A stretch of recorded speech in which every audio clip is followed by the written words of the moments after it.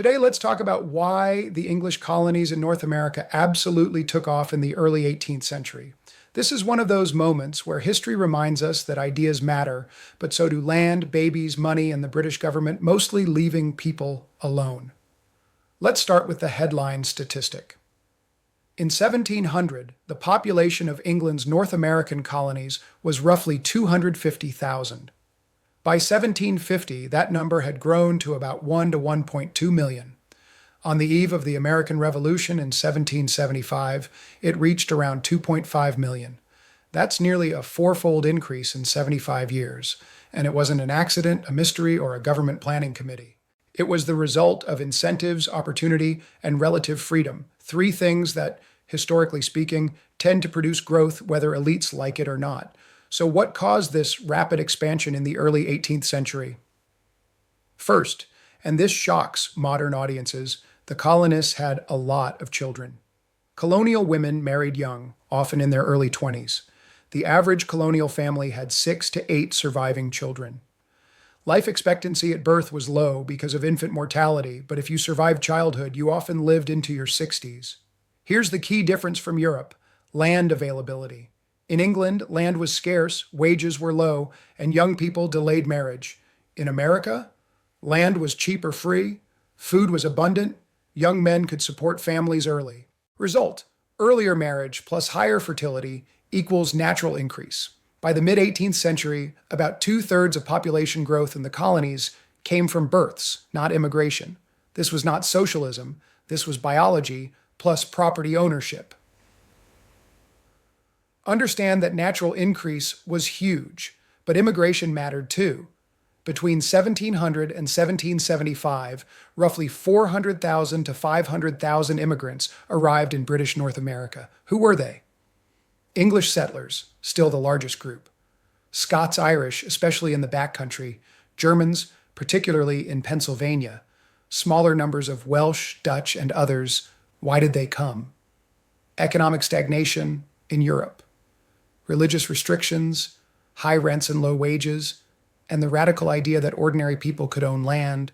Benjamin Franklin once complained that Pennsylvania was becoming too German.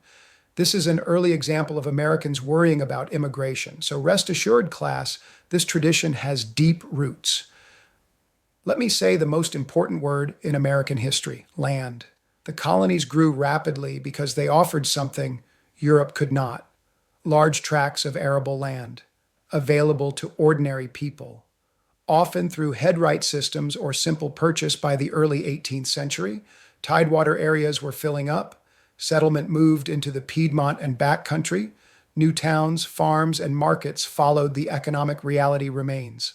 Land ownership created stability, family formation, and productivity. Empires grow when land produces food and wealth. Now let's address a difficult but central factor: enslaved labor. The enslaved population grew from about 28,000 in 1700 to over 300,000 by 1750. By 1775, enslaved Africans and Europeans made up about 20% of the colonial population in colonies like Virginia, South Carolina, and later Georgia. Tobacco, rice, and indigo drove export growth. These crops were labor-intensive. Enslaved labor was integral to that system. This is not a moral endorsement, it's an economic explanation. The Atlantic trade system tied together getting British capital, African labor, American land and natural resources, and it produced wealth that sustained colonial growth. History does not improve by pretending this wasn't central. One of the most important reasons for colonial growth was that Britain mostly left the colonies alone. From about 1689 to 1763, Britain practiced what historians call salutary neglect. In practice, this meant trade laws existed but were loosely enforced, colonies governed themselves locally, taxes were low by European standards, economic experimentation flourished. I'll translate this into modern terms: less interference, more growth. Colonial assemblies controlled taxation, spending, and local laws. People had skin in the game. And when people have skin in the game, they tend to build things instead of waiting for instructions. Unlike Europe, where religious uniformity was enforced with prisons and armies, the colonies were comparatively tolerant. New England had Congregationalists, The middle colonies had Quakers, Lutherans, Presbyterians. The South had Anglicans, Baptists, and others.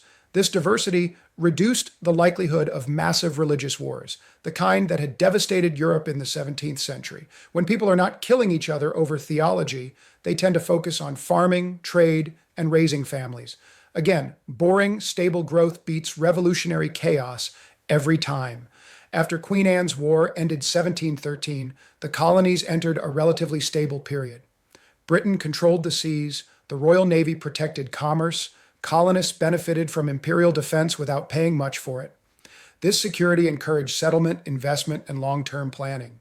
Ironically, when Britain later tried to make the colonies pay for that defense, the colonists reacted like teenagers asked to clean their room, and you know how that ended. So again, the central question: why the colonies grew so fast? To summarize the explanation for rapid colonial growth: 1. Strong families and high birth rates. 2. Immigration driven by opportunity. 3. Abundant land ownership. 4. A productive economic system. 5. Limited government interference. 6. Religious pluralism. 7. Imperial protection without heavy taxation. This was not an accident. It was the result of incentives aligning with human nature. The English colonies didn't grow because they were perfect. They grew because they were free enough, fertile enough, and practical enough to allow ordinary people to build lives. And that, ladies and gentlemen, is how you get from a struggling fringe outpost to a society that, by 1776, thought it could take on the British Empire and win.